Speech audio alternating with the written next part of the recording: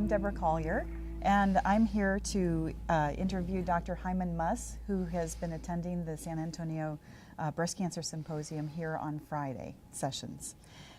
Thank you for taking the time to listen in. We appreciate you joining us.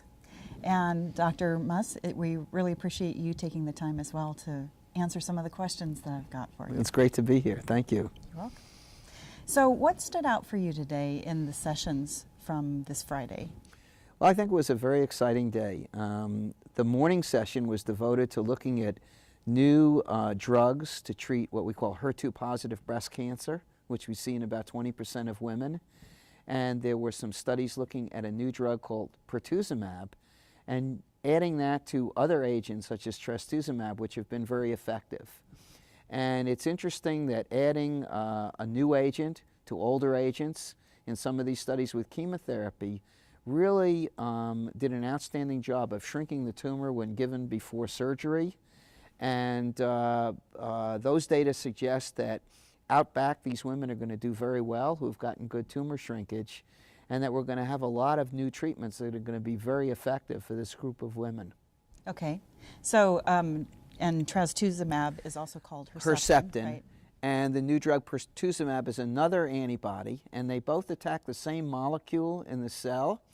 And one might think, well, why should that work? But it seems to work very, very well. So this complicated biology and these new targeted therapies, I think, are going to really be very helpful to many of our patients. Okay.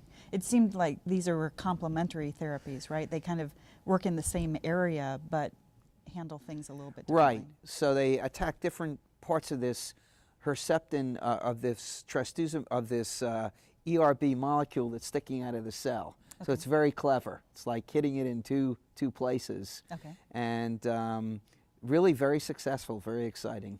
Okay, good. So what would be your take-home messages from some of the sessions today? Well, I think for the women who have HER2-positive breast cancer or diagnosed, one is in the early stages, we're going to see perhaps this drug used more and more to increase their chances of tumor shrinkage and their ultimate long-term survival. I think for women who have had HER2 breast cancer that's spread, we're going to see these drugs used in combination. And the nice thing is they don't have bad toxicity profiles. So things like hair loss and nausea and vomiting and other things which can be so tough on patients with chemotherapy are very modest, if at all present, with some of these new drugs. So I think it's very exciting for all the patients with HER2-positive breast cancer. Okay, good. So can you tell us maybe a little bit more? I know there were at least 3 or 4 trials that were discussed today, and we don't need to go into the names of what those were, but can you give us an idea of how they compared to each other? Well, they were a little different in design.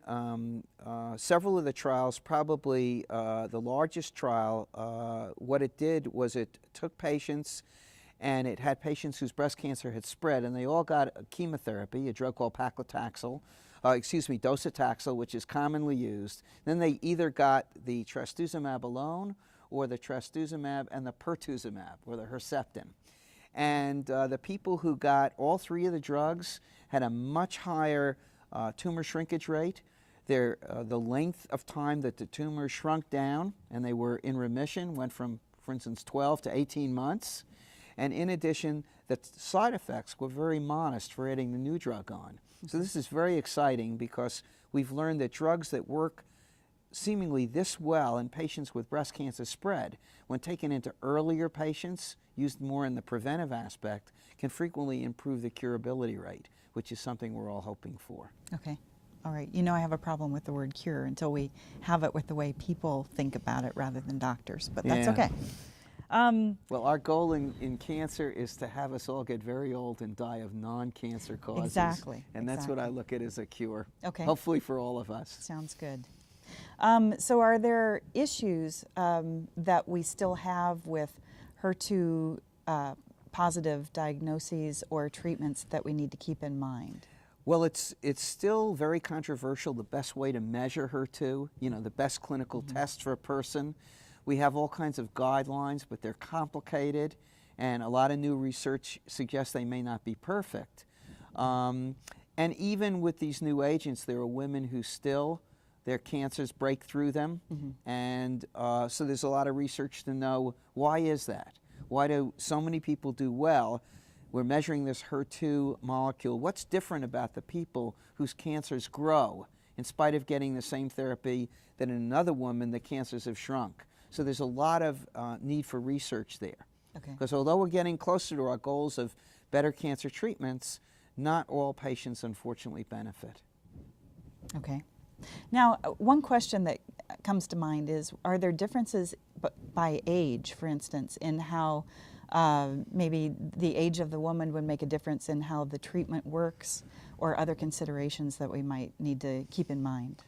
Well, I like to think, being an advocate for older people with women, that if they're healthy, they should be treated with the same high-quality therapy as younger women. But realistically, many of our older patients come in with other coexisting illnesses, or, for instance, they may have heart disease, and Herceptin is an agent which can cause heart damage, as can some chemotherapy drugs. So frequently in older patients who come in with other illnesses, it can be challenging now to treat their breast cancer on top of heart disease or diabetes or emphysema or whatever other problems they may have. So the challenges here are to carefully monitor safety, to kind of maybe bail out if there's any sign of toxicities that'll be irreversible and affect function. But generally, a lot of the older people handle these drugs extremely well. And the nice thing about drugs like Herceptin is, although they have a risk of cardiac disease, it's frequently reversible. And they don't have a lot of other side effects like nausea and vomiting and neuropathy that can maybe aren't as quite as serious, but can really affect people's quality of life dramatically. Right. And I know that there were some studies on quality of life as well. Yeah. Anything you want to mention about Well, those? I was very excited about a study on patient-reported outcomes. So one of the studies we saw today was on the prevention trial. And what they did was they collected, probably from medical records, patients' symptoms who were either treated with a drug called exemestane or who got a placebo in a prevention trial. Now, the exemestane did a great job in lowering your risk of getting breast cancer.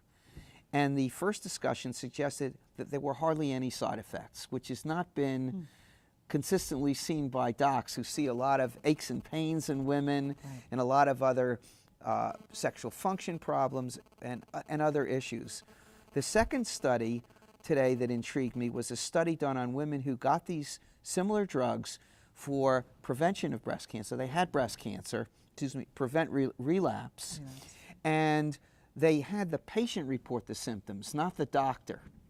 So these were patient-reported symptoms, and these were much more realistic to me. They were double and triple the order of magnitude as what you got from the record. So it's not that the doctors were perhaps wrong, but a busy doctor in a short clinic visit to ask you all these questions related to your drug, much less if you're taking it, is not as good to me as having a patient with a checklist or a tablet or a little web-based tool while they're waiting for people like me who are usually late to fill out a checklist and say, you know, I'm really having a problem with my joints and it's really bothering me, and I can't put on certain dresses or clothing anymore comfortably, or it takes me 30 minutes to get out of bed in the morning. I'm so stiff in all my joints.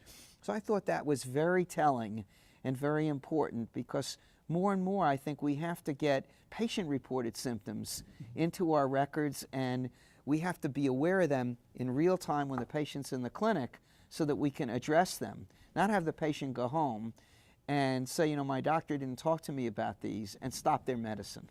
Right, and so often, I mean, these are all issues that as patient advocates working with researchers we've brought up for a long time. And it's really nice to see that there are now studies showing that patient-reported outcomes makes a difference. And there are things that a lot of times people won't talk to their doctor about because they want to kind of impress the doctor when they go to them, right? So that they get dressed up, older people especially. How are things going? Fine. And you know, people don't want to take your time. They figure, oh, my joints ache, and it may be bothering them, but you know, he's a cancer doctor and he's got more important things. Yeah, what is he going to care about and it's really not true. Perhaps we act that way, unfortunately, at times, but it's not true. But in our busy day, we forget to ask. Right. You know, we're always going to ask, did you get sick with the chemotherapy? but we don't always ask, are you taking your medication, your pill? You know, are you as functional as before? Are the hot flashes keeping you up all night and making you miserable? We frequently don't ask. Okay. We got to do better. Okay. Well, one last question, and there was some science that was presented on the tumor microenvironment. I didn't know if you had anything to say about that, but that seemed pretty exciting as well. Yeah, I think what we're learning about breast cancer is kind of like the seed and soil issues. So breast cancer is the seed, it's the cancer, but the soil is very important too. That's your body, that's your other breast tissue that's not cancerous.